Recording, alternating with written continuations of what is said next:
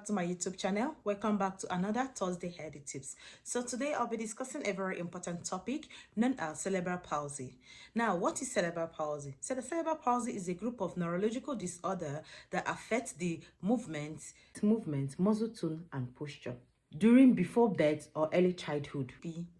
Known as cerebral palsy ranges from mild motor difficulty to several disabilities requiring a lifelong care. What are the factors that causes cerebral palsy? There are different factors that can actually cause cerebral palsy. One we say is prenatal factors. Prenatal factor in the sense that there is an infection during pregnancy or lack of oxygen to the baby's brain. We have genetic mutations. Then we have prenatal factors, that is complication during birth, such as prolonged labor or lack of oxygen. When a woman is having a long time labor and there's lack of oxygen for the baby to keep breathing in the stomach. We have postnatal factors, that is brain infections, injuries, or stroke in infancy, like kids that have stroke. When it comes to cerebral palsy, there are different types of cerebral palsy. We have like 4 different types of cerebral palsy. We have the septic CP. This is the most common in the sense that there is stiff and tight muscles causing difficulty in movement.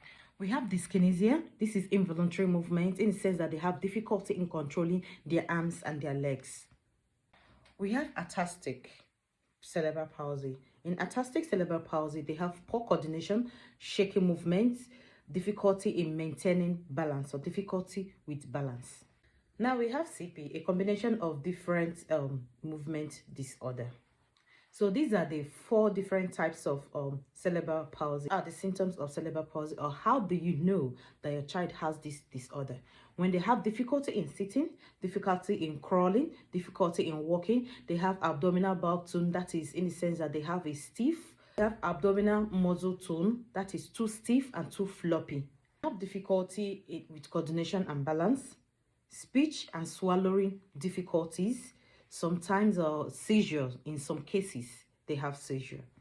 The diagnosis and treatment with someone with cerebral palsy.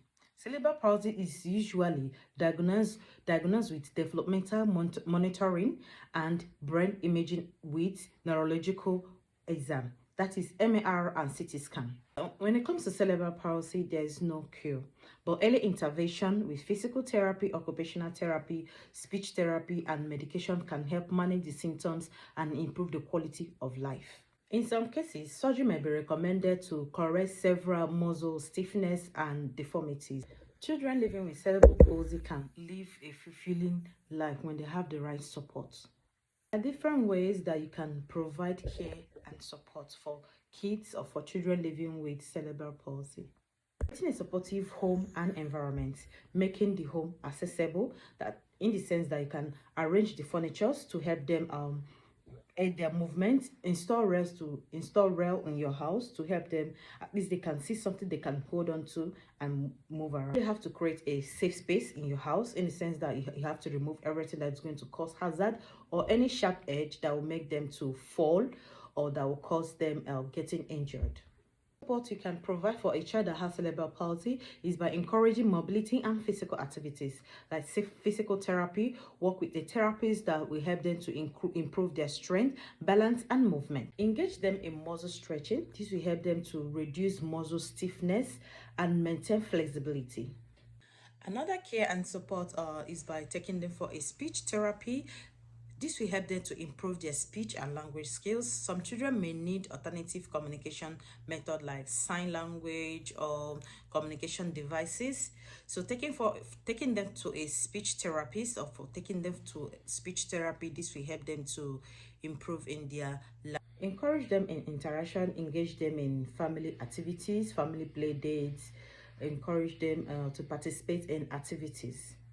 To help in their speech therapy, you can download a speech app. You can get them a play cards. This will help them in their communication. What and care that you can provide a child that has cerebral palsy is by engaging them in occupational therapy. Now, when it comes to occupational therapy, this will help the child develop a skill for daily activities like dressing, eating, and writing.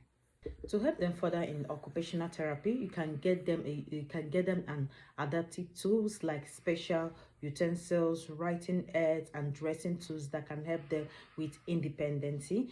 When it comes to a child that has cerebral palsy, maintaining healthy food and nutrition is very important. Now, healthy meals. Some children have difficulty in chewing and swallowing.